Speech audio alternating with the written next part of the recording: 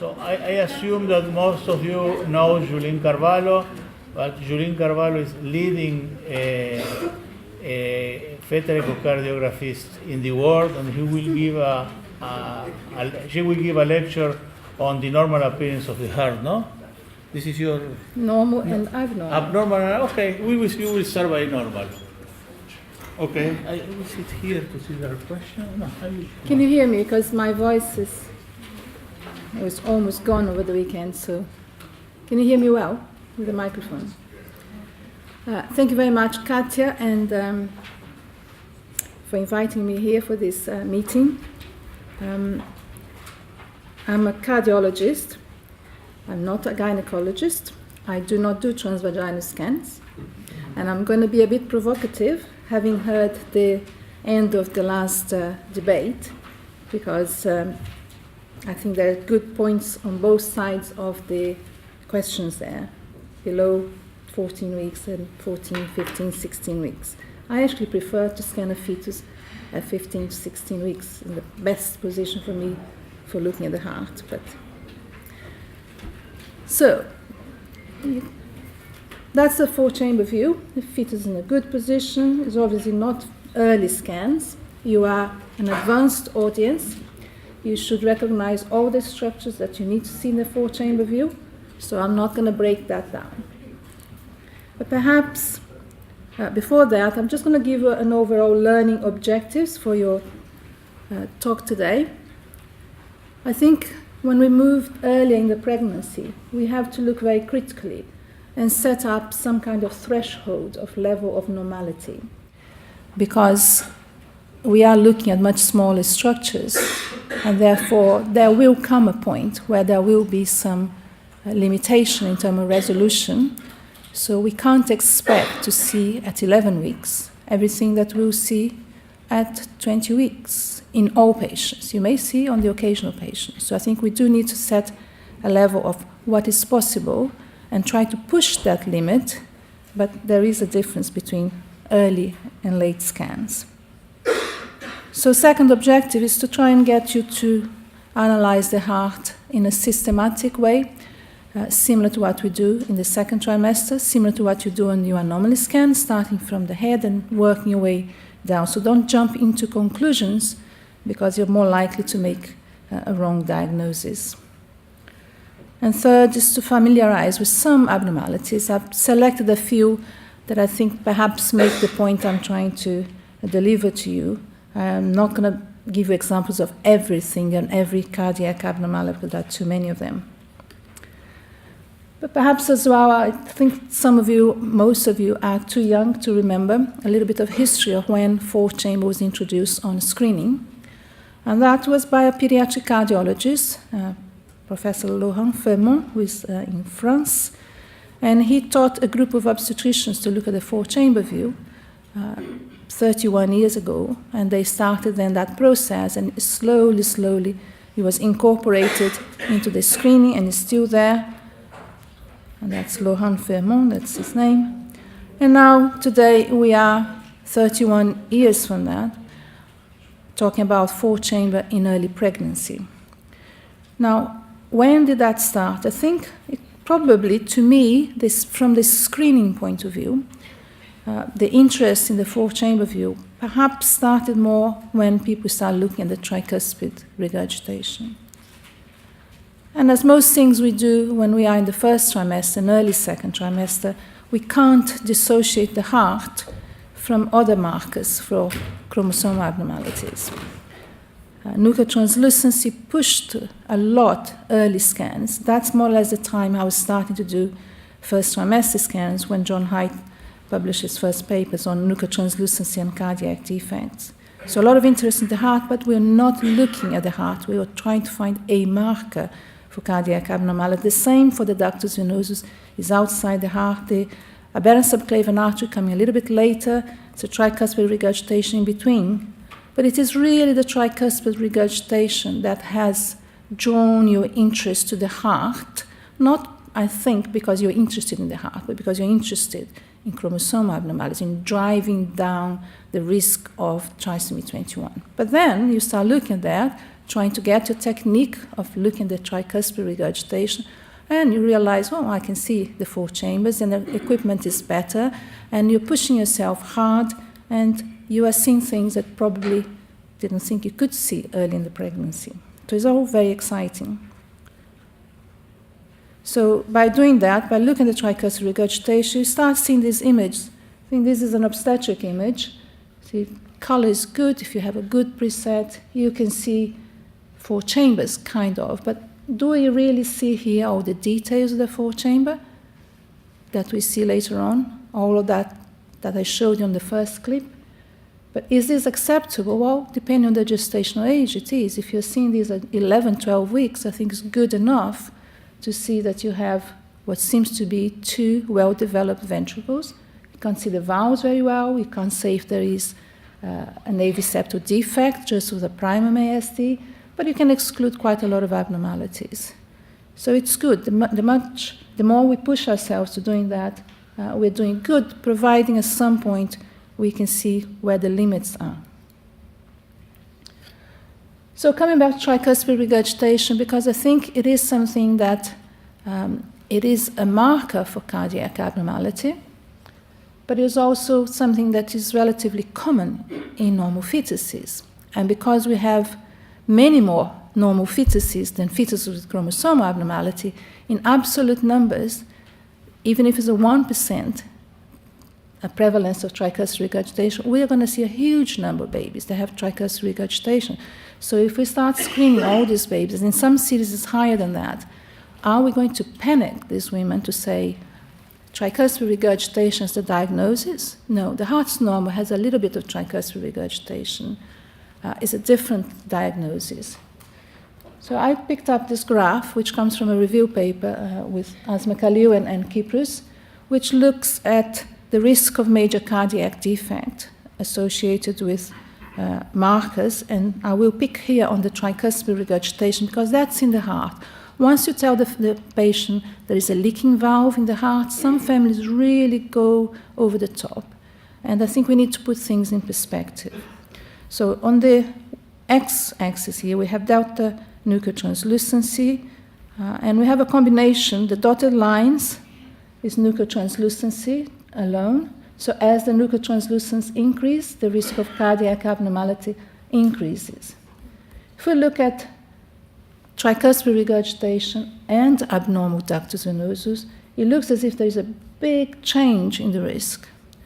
No tricuspid regurgitation, normal ductus venosus, the risk is low. But we're interested in the tricuspid regurgitation. So let's take just tricuspid regurgitation, isolated, normal ductus venosus, and normal nucleotranslucency. And let's concentrate here on the graph when all of those come together. So if the nucleo here is still within the normal, you see that the risk really for a cardiac abnormality, if you have just tricuspid regurgitation, normal ductus venosus, and normal nucleotranslucency, your risk is really not very high. So let's put things in perspective rather than putting that as a major problem. Why not then look at the heart? If you are looking at tricuspid regurgitation, push yourself a bit more, if you're not doing that already, and let's look at the heart. So very clearly here we can see there is tricuspid regurgitation. Perhaps if you keep your eye on that, a bit different from what you see in the majority of cases. It seems to be persisting for longer. So duration of tricuspid regurgitation is a good indicator. If it's very, very short, it's probably physiological. If it's very prolonged, it's more likely to be a problem, but not necessarily.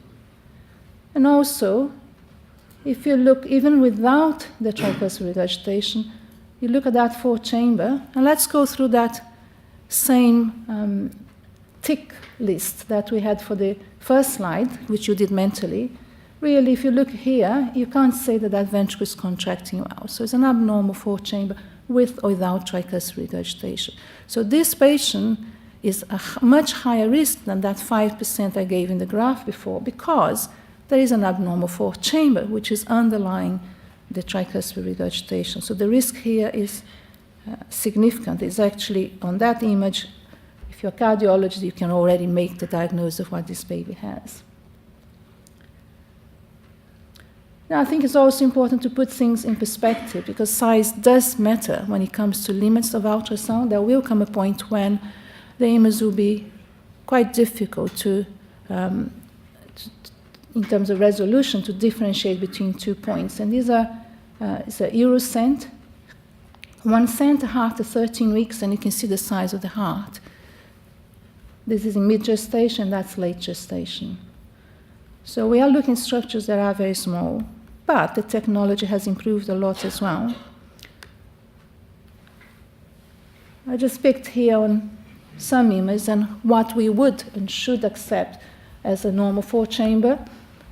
It's not a normal 4-chamber, it is 2 ventricles on an 11-week fetus. And if you're scanning this woman because she had a previous baby with hypoplastic left heart, that's very reassuring to tell there are 2 ventricles. Is it enough? No, you have to see more than those 2 colors going through the ventricles. 12 weeks start to improve, 13, 14, so 1 week makes a big difference.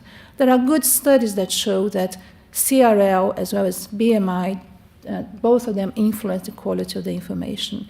If I had to pick a gestational age to start looking at the heart, I would say 13 weeks, because you have about 9, and I do transabdominal, you have 90% of chance of seeing the very major structures that you need to see to be able to reassure the patient that there isn't a major cardiac abnormality. So what should be our lowest threshold? The minimum that we need to see if we're doing an early scan to say to the woman, you can go, your baby does not have major abnormality that can be detected in the first trimester and early second trimester. Don't forget, you start from the more basic, normal sites and connection. Do not just jump into the 4-chamber view. I don't think the screening starts on the 4-chamber, which is the title of my talk. It starts before. First thing you do, you check your laterality, you make sure that the stomach is in the correct place, the heart is in the correct place, and then from that point try and do a sequential analysis if you can. 4 chambers, and I put that 2 ventricles, because I think we have to accept that maybe at 15 weeks we want to see all the structures of the 4-chamber, but at 11 weeks, if we see 2 ventricles, that can be good enough for saying no abnormality at that stage of the pregnancy. But we need to see symmetry as well between the 2 sides of the heart. Ideally, we'd see the 2 separate AV valves opening and closing, but again, the early in gestation you go, the more difficult it is because of the size of the structures. Have you tried to measure the mitral and tricuspid valve at 11 weeks? It's really a couple of millimeters or less. And I think we need to see reasonable views of the interventricular septum to rule out very major defects, and preferably, as the pregnancy advances from 13 weeks, to see the septo-aortic continuity so that we can rule out tetralogy of Fallot. Because you can have 2 ventricles, 2 vessels in the right place, and the baby still has tetralogy of Fallot. So I think seeing that septo-aortic continuity from a cardiologist's perspective is fundamental in that threshold before I can say the heart looks okay. Then if you are doing Dopplers, you can check your tricuspid regurgitation and ductus venosus, incorporating that, which you're doing anyway as part of your obstetric screening. So I'm just going to list a few examples of 2 ventricles and 1 ventricle, because that's a big, big difference in terms of management of the pregnancies. And because we're going very early in the pregnancy as well, things can change both ways. You can have a ventricle that perhaps sometimes looks a bit small, and then as pregnancy advances and following birth, it catches up. And sometimes you have what seems to be 2 ventricles and 1 is not functioning well. So I think interpretation of the results and counseling is much more problematic than just what we can see. So balanced AVST, the 2 ventricles more or less the same size. You see a lot of that because of the risk of Down syndrome, high-risk pregnancy that you are seeing. Other examples, tricuspid valve abnormalities, dysplasia, Epstein.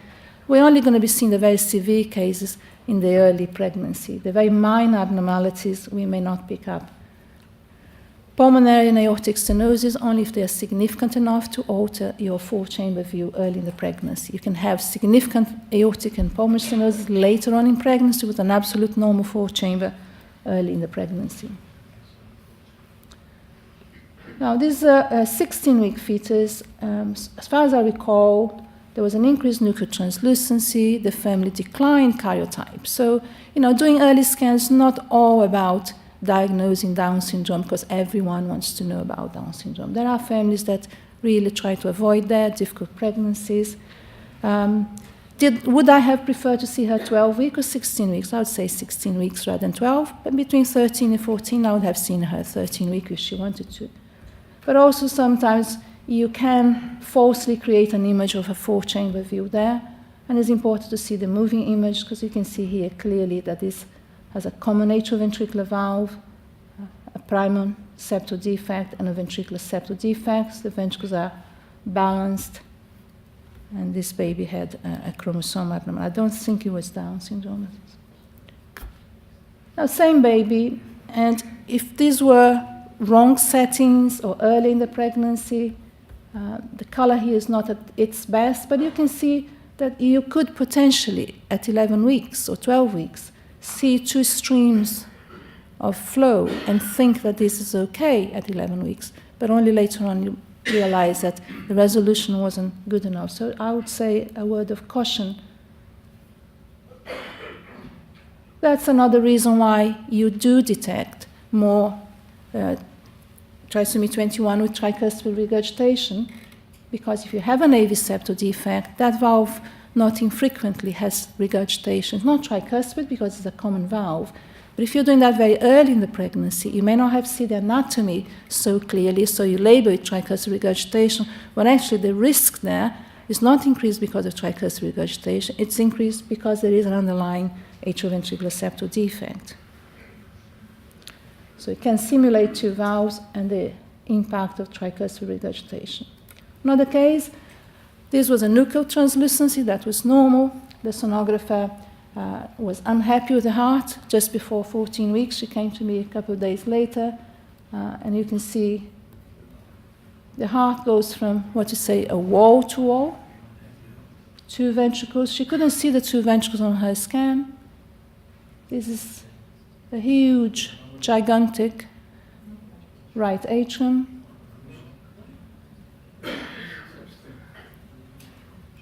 It wasn't Epstein, because the Epstein, the septal leaflet will be inserting, plastering down all the way here. Look at the degree of that regurgitation. So this is, obviously, you don't need the Doppler to tell you there is something wrong here. Color goes all the way up to the wall and down. Much more implications in terms of long-term outcome, because such a huge cardiomegaly, your lungs don't develop properly, and in views that are different from the four-chamber, you'd see a very small hypoplastic pulmonary arches in this case. So in this one, at 14 weeks, you have more than enough for telling the woman the prognosis for this is really not good at all. And she went on to have an early termination. Now I'm going to come back to the example I gave you earlier on, where we had tricuspid regurgitation. Now this one, the degree of regurgitation compared to the one I've just shown you is minimal. There isn't much regurgitation, very minimal. The atrium is not dilated, but it is, if you look there is a bit of aliasing across that regurgitation. We are looking here at velocity of around 60, so that's going to be, ideally, would measure that with a pulse wave to see if it can give us any indication of right ventricular pressure. Because with that ventricle that's not contracting, you see how the left ventricle decreases inside, the right ventricle is just rocking away. This is a high pressure ventricle, which goes along with significant pulmonary stenosis or pulmonary atresia with an intact ventricular septum. This is the same fetus in a slow motion. You can see that when you put the probe in the adequate position, there's incredible right ventricular hypertrophy. So in one view, the ventricle actually didn't look too bad, just not contracting, but this has no cavity, very hypertrophy, and it doesn't contract. When you move towards the vessels, you can see this is the aorta coming here, big aorta, because it's receiving all the output. The aortic arch coming here and reverse flow through the arterial duct. There were also lots of funny flows here, which I suspect they were ventricular-coronary connections. You see some here. The ventricle is so hypertrophy that there is an offload of the blood flow from there into the coronary arteries. Not very well seen in this case. But this is clear pulmonary atresia, intact ventricular septum. And although we do have what appear to be a reasonable ventricle, if you're only doing your 2D image, you might say, okay, 4-chamber, but actually critically the wall is increased in thickness, and obviously in motion you can see that that ventricle is not contracting. So 2 ventricles, but this is going to be a univentricular repair, which doesn't have the best long-term outlook. This pregnancy was also terminated. Now let's move to some examples of one ventricle, and simplifying it too much because quite often you have 2 ventricles, but one ventricle that looks good size and one smaller one. So examples, one you probably see more often is hypoplastic left heart. And I think one of the messages I want you to take home today is that not all hearts that have one big chamber is hypoplastic left heart. So there is more that you need to do to make that diagnosis. It could be an unbalanced atrioventricular septal defect, it could be doubling left ventricle, the 2 atria open into one chamber. It could be tricuspid atresia. It's not a common diagnosis.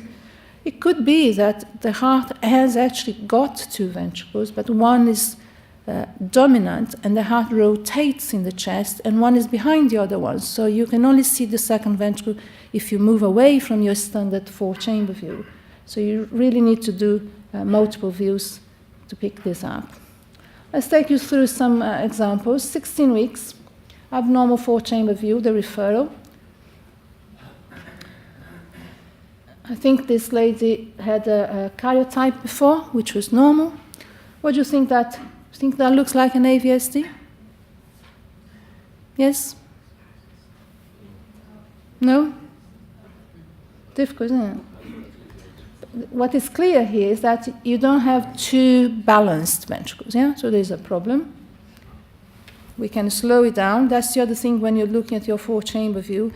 If you're only doing this at 11 weeks, and if you only see that, most people, I think, would label this hypoplastic left heart syndrome. Yeah? If you only saw that at 11 weeks, 12 weeks, you say big ventricle here, hypoplastic. It's more common, yeah? It's quite common.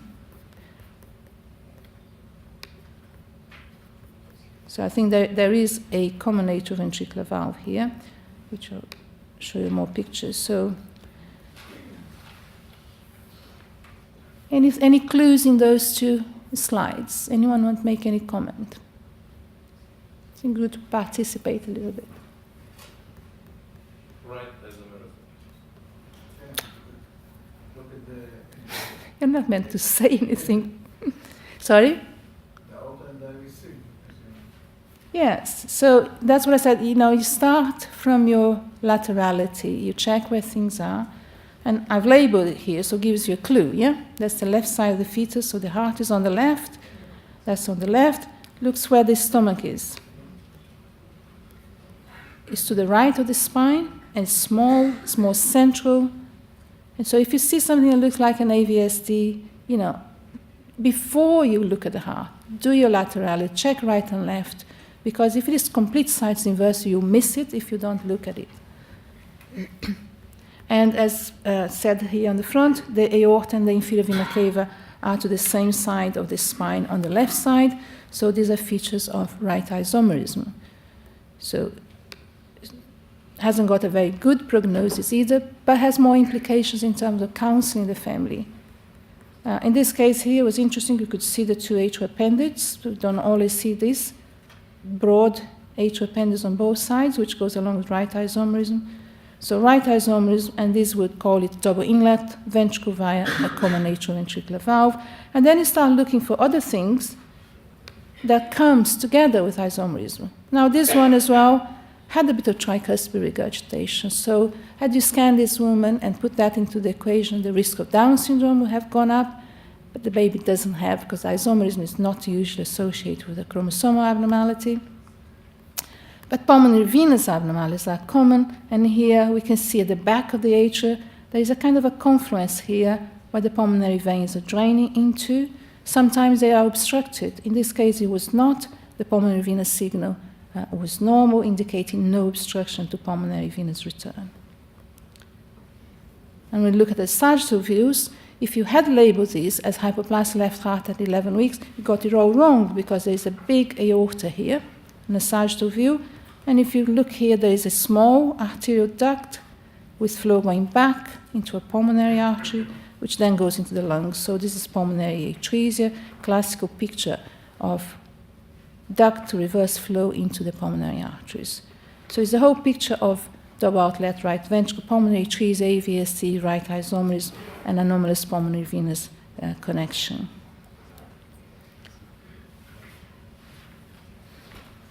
Prognosis is not good, but as I said, there are different implications for the family in terms of counseling. Another picture, 12 weeks, abnormal 4-chamber view, the referral. Again, I think most of the time when we look at a picture like this, we will think of hypoplastic left heart. We'll get it right many times because it's a relatively common abnormality, but it could be something completely different. In this case, you have quite marked, quite clear regurgitation through the AV valve. We would have to define that that is the tricuspid valve and that there is an absent connection here on the left side. If we're only doing a sweep, and I'm moving towards rabbis territory on the vessels, but you cannot make the diagnosis of hypoplastic left heart only on the 4-chamber view. You do need to move up towards your 3-vessel trachea view, and this is the pathognomonic finding here, which is reversal flow across the transverse aortic arch. You have a big first branch coming here of the aorta, and a very small transverse aortic arch. So then you seal the diagnosis of hypoplastic left heart, then you're confident to counsel that woman that, this baby is going to need 3-stage Norwood and all the implications of that.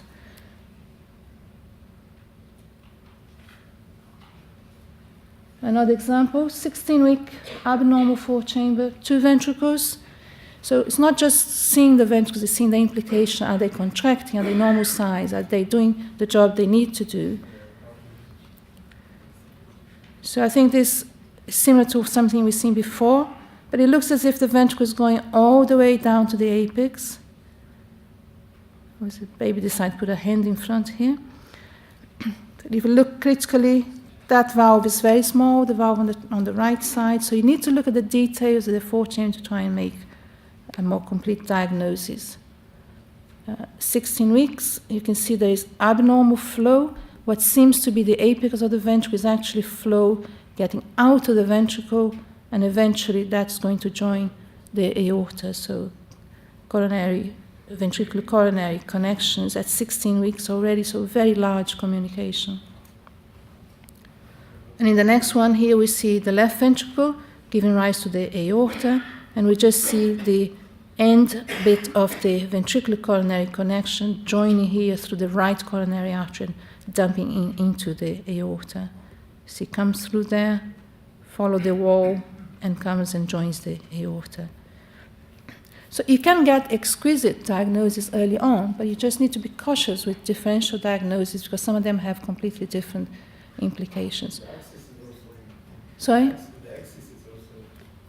Yes. You can start looking at all the details. If you look at the cardiac axis, which is the question here, if you draw a line here to the anterior chest wall, it's a little bit more than 45, yeah? But you have so many other abnormalities there that becomes secondary.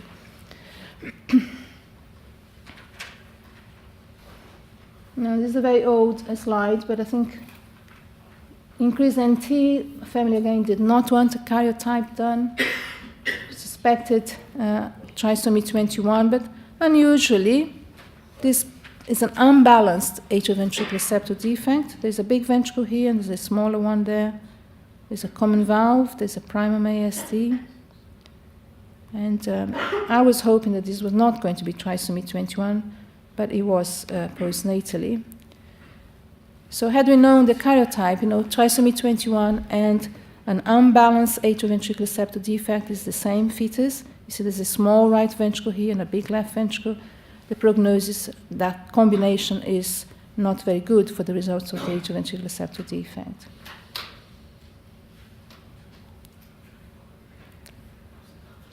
Now, I think I just want to play a little bit with the words to find the problem and to define the problem. They're quite different. It's like screening and scanning. And I'm just not going to take too long. I just want to, I think it's only one case I prepare here, just to show the implications of being aware of everything you need to see to be able to wrap up the diagnosis, but also acknowledging that early scans can give wonderful information, very precise diagnosis, very clear-cut pictures, but some cases you just have to step back and say, have I got all I need to counsel this woman? Do I need to see her again? And I think this is a classical example. This is a woman who was came to London from a different city because she had a high risk, combined risk, with a NUC of 3.6. At 14 weeks, there was a bit of tricuspid regurgitation, the NUC at 2.6. I think that was normal for CRL. Ductus venosus was normal. And she had, this is an obstetric image. So that's all it could be seen. So she was already past, they measured the NUCO, but she had the NUCO previously because she traveled from Scotland to London. So she was counseled, this is probably hypoplastic left heart syndrome. It was a difficult pregnancy, trying for a long time. She could have terminated the pregnancy, but she didn't. She came back a week later. So there was some tricuspid regurgitation as well. She came back a week later, 15 weeks. And to me, it didn't look like hypoplast left heart. I couldn't see reverse flow in the aortic arch. The images were not totally diagnostic. So I said, I don't think it's hypoplast, but I'm not entirely sure what it is. She came back and said, I need 2 weeks. I need this baby to grow a bit more. She came back at 17 weeks, and I'll show you the pictures there. And I'll just let it play to see if you can have any idea of the diagnosis, to see how complex diagnosis can be sometimes.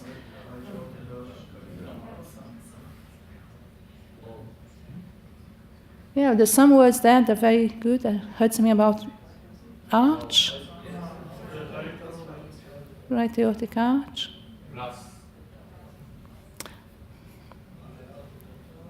Plus.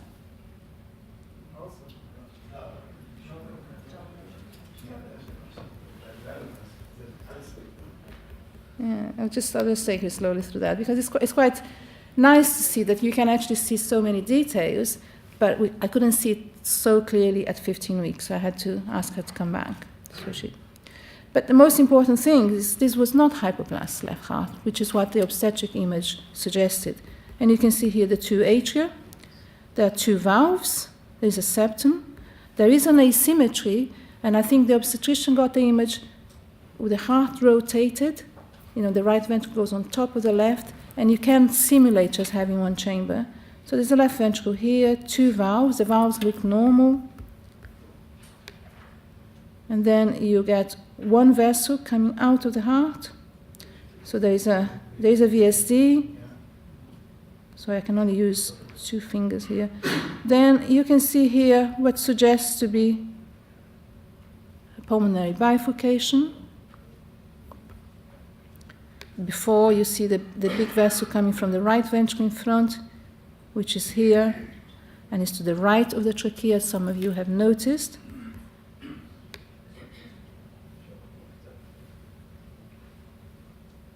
Right aortic arch. What is this here? An aberrant. And what do you think of that image? What's in the middle? Good. So this is the right arch. What is this?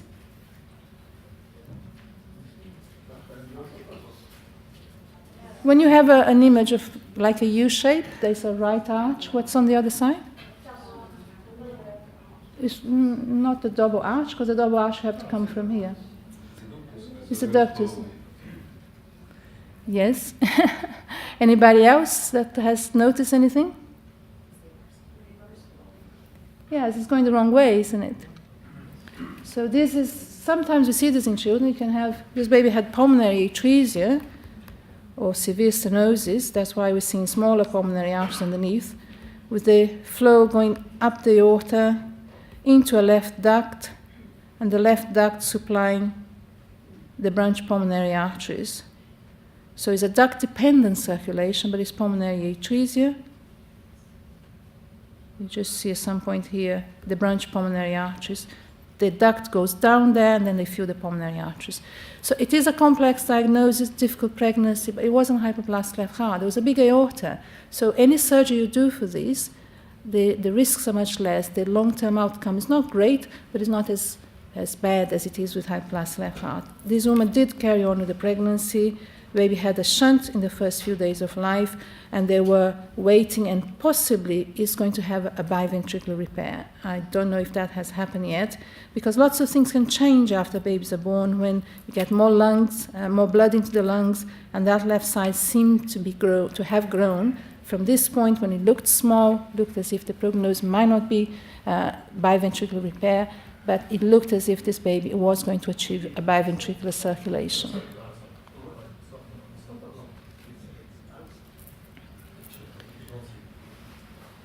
So I'm just wrapping up now. The threshold that we talked about, I think it can vary. We go for what I described before, but you may have to accept less information the earlier you go into the pregnancy, the lower the gestational age. Follow-up scans are essential, and if you're not sure the diagnosis, not everything that looks like one ventricle is hypoplastic left heart.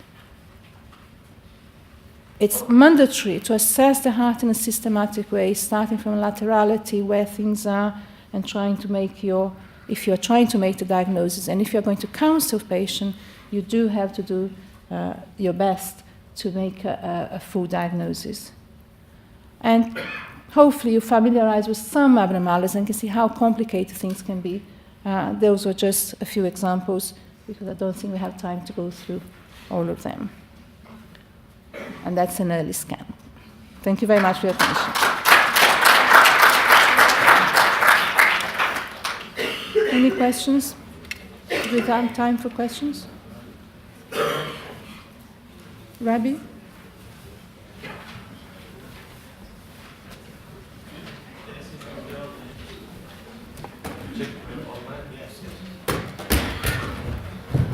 Thank you. You may have online questions as well.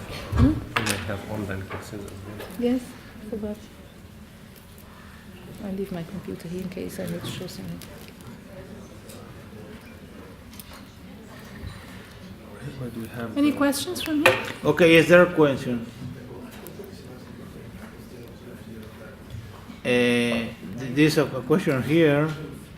Are there any anomalies detected in your experience at 14 weeks that were not present at 20 weeks?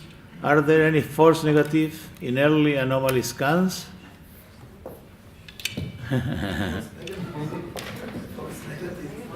False negative, they're always false negative. The earlier you go in the pregnancy, the more likely you are to have false negatives. I have many years ago, I passed a twin pregnancy as normal. One twin had an increased nucho, and she came back at 21 weeks, and one of the twins had mild but obvious pulmonary stenosis at 21 weeks. And I look back at my pictures, and at that stage, a long time ago, I wasn't doing Doppler routinely through the semilunar valves, and since then I Doppler all the valves, or the two semilunar valves. So yes, if you don't look carefully, you can miss mild abnormalities, so false negative. False positives, I think in some patients, sometimes you wonder about having a ventricular septal defect, because you can create that almost like an overriding aorta, and you just have to be very careful if the images are not clear enough to reschedule the patient rather than making a full diagnosis. And ventricular disproportion. Yeah, disproportion is a problem at all stages of pregnancy. You can make false positive diagnosis of coarctation, in particular in mid-gestation, so you can make that diagnosis incorrectly early on as well. You can miss things that I think you'll be very I don't think anyone has ever reported total anomalous pulmonary venous connection early in the pregnancy. The pickup rate for that is very low in the second trimester and in the third trimester, so let alone in the early pregnancy. And there are rare abnormalities I don't think would be detected earlier in the pregnancy, AP windows and things like that. Plenty of examples. There is also a comment from Pedro from Colombia. He wrote, the worst moment to perform obstetric ultrasound is 15 weeks. Don't you agree? No, Pedro, we do not agree. For me, 17 weeks is the worst. Because for me, transabdominal is 17, the fetus is like that. The worst moment is between 17 and 20. Yes, I agree with you. I think I'd rather scan between 14 and 16. But if they come at 13 or 12, I scan then, and sometimes I see. And the best moment to do an examination is between 24 and 26. But 2022. yeah, no, we do it today. At 24 weeks, you put the transducer and the heart is there, is speaking to you. So go ahead. Thank you very much. We will continue. We're quite a little bit late, but it's okay. We are here for fun, so we are not in a hurry.